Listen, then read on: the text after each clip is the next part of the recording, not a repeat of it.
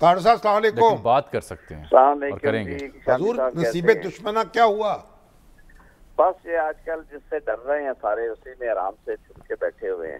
آپ نے ویکسینیٹ نہیں کروایا تھا؟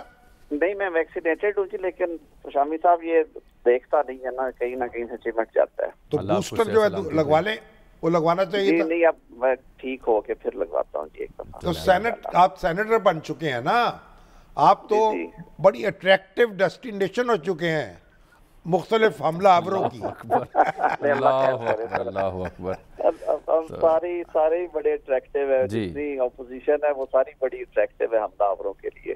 آپ یہ بتائیے کہ یہ جو فواد چودھری صاحب دھمکی دے رہے ہیں کہ وہ ہائی کورٹ جائیں گے، بلکہ ہائی کورٹ کو ہدایت جاری کر رہے ہیں جی، یہ پنجاب کا جو خود نوٹس لینا چاہیے تھا. ڈپارٹمنٹ ہے وہ اس کی تصدیق کر رہا ہے بی بی سی کو. تو پھر کیا بنے گا؟ آپ کہتے ہیں اس مقدمے کو ڈیفینڈ کریں گے، بلائیں گے نواز شریف صاحب کو؟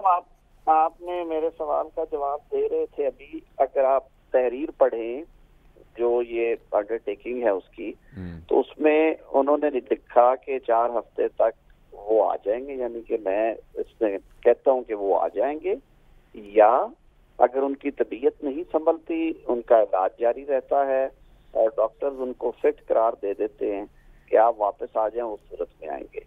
اب دیکھیے جو کرمنل لائبلٹی ہوتی ہے نا شامی صاحب، وہ ٹرانسفریبل نہیں ہوتی. یہ بات ہمارے دین میں بھی ہے، یہ بات ہمارے آئین میں بھی ہے اور ہمارے قانون میں بھی ہے. آپ کو یاد ہوگا حضور صلی اللہ علیہ وسلم نے خطبہ حجۃ الوداع میں فرما دیا تھا کہ باپ کے بیٹے کی سزا، باپ کے جرم کی سزا بیٹے کو اور بیٹے کے جرم کی سزا باپ کو نہیں. اسی پہ کرمنل لا جو ہے وہ بیس کرتا ہے کہ یہ لائبلٹی سول کی طرح نہیں ہے کہ باپ نے قرض دیا تو بیٹوں نے لوٹانا ہے.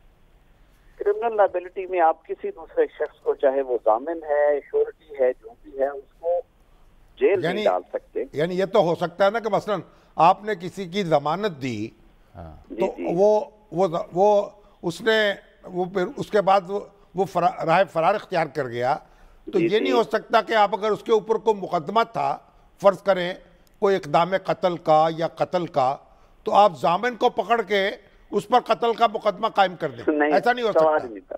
ایسا ہو ہی نہیں سکتا. تو پھر ضامن کیوں رکھا جاتا ہے حضور؟ ضامن اس لیے رکھا جاتا ہے کہ ضامن سے کئی دفعہ جو شورٹی دی جاتی ہے، کیش شورٹی یا اس کی ایکویولنٹ پراپرٹی کی شورٹی کی، اگر یہ بندہ نہ آیا، حاضر نہ ہوا، سرنڈر نہ کیا، تو وہ شورٹی فورفیٹ کر لی جائے اور وہ میری جو جائیداد ہے وہ امانتاً ایز اے شورٹی انڈر دا لین رہے گی.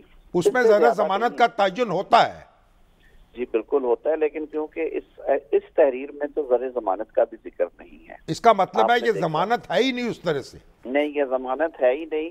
یہ سرکار نے اس وقت ایک بھونڈی سی فرمائش کر دی کہ جی یہ بات کریں گے کریں، اور اس میں بھی جب تحریر 1 2 3 دفعہ اس کو تبدیل کیا گیا اور فائنلی جو کنسنسس کے ساتھ تحریر تھی جس پہ کہ حکومت اور جو ہمارا فریق تھا انہوں نے ایگری کیا، انہوں نے کہا چلے جس طرح کی تحریر بنا دی جائے. دوسری شامی صاحب بات یہ ہے کہ حکومت نے آج تک میاں نواز شریف صاحب کی کوئی میڈیکل رپورٹ چیلنج نہیں کی. 1 ٹی وی پہ کرتے ہیں، عدالت میں نہیں کی. نمبر 2 حکومت نے آج تک یہ تحرک نہیں کیا کہ لنڈن میں جو پروسیجر کورٹ نے دیا تھا کہ وہ ہائی کمیشن کے ذریعے میاں صاحب کے معالجین سے یہ سرٹیفکیٹ لیں کہ میاں صاحب پارٹی کرنے کے لیے رکے ہوئے ہیں، ان کو علاج معالجے کی ضرورت نہیں ہے. تو یہ وہ قانونی تقاضے ہیں جو پورے ہونے ہیں، تو اس کے بعد کوئی فردر ایکشن مانگا جا سکتا ہے، وہ بھی ایک سوالیہ نشان ہے.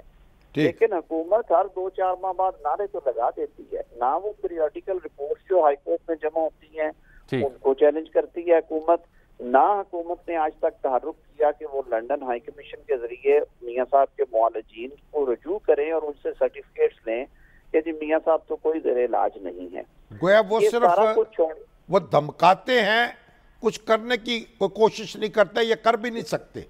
انہیں معلوم ہے کہ جو یہ تحریر ہے، جو ہائی کورٹ کا آرڈر ہے، ہائی کورٹ کا آرڈر بھی پھر یہی تھا کہ ہم آپ کو اجازت دے رہے ہیں، حکومت نے آپ کو اجازت دی ہے، آپ بیل پہ آپ جائیں، جب آپ روح وسیعت ہوں آپ کے ڈاکٹرز آپ کو فکس ڈکلیئر کرتے اور آپ کو سفر کی اجازت دے دیں تب آپ واپس آ جائیں.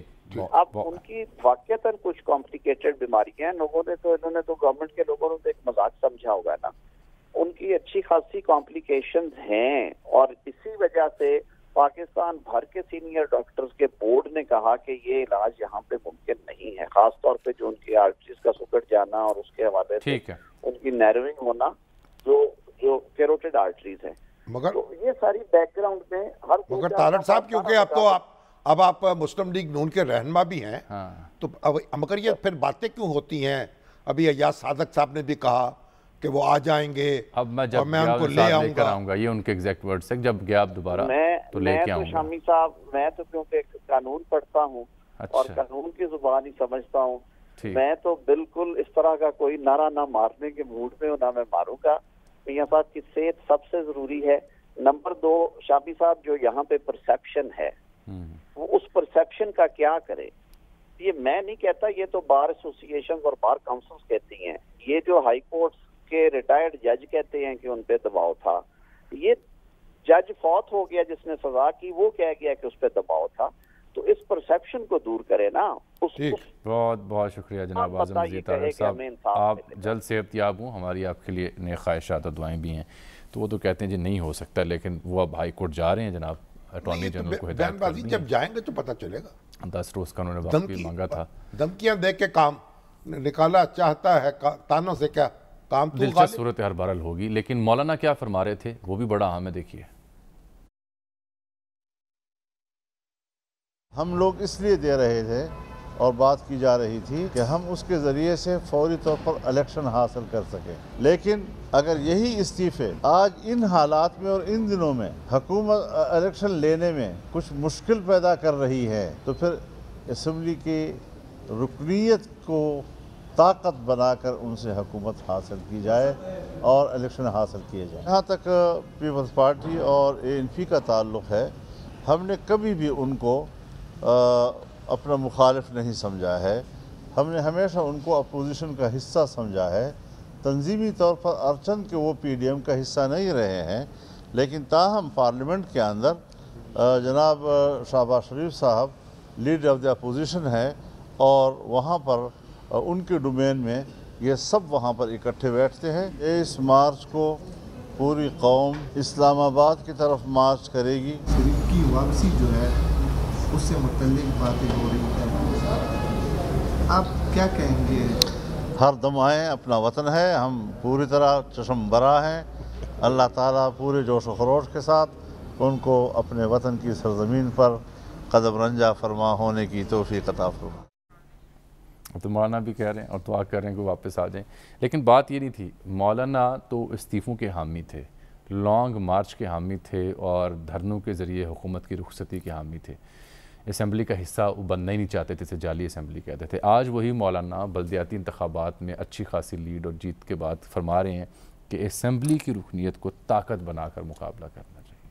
ہاں تو ایک دیکھیں نا، یہ تو سیاسی حکمت عملی جو ہے نا وہ تو بدلتی رہتی ہے نا. تو یہ تو داد دیں پھر PTI گورنمنٹ کو نہیں، کہ مولانا کو انہوں نے یہ قائل کر لیا کہ وہ پیپلز پارٹی جو کہتی تھی وہ درست کہتی تھی. اسمبلی کے اندر نہیں، اس وقت وہ درست نہیں کہتی تھی، آپ وہ درست کہتی ہیں.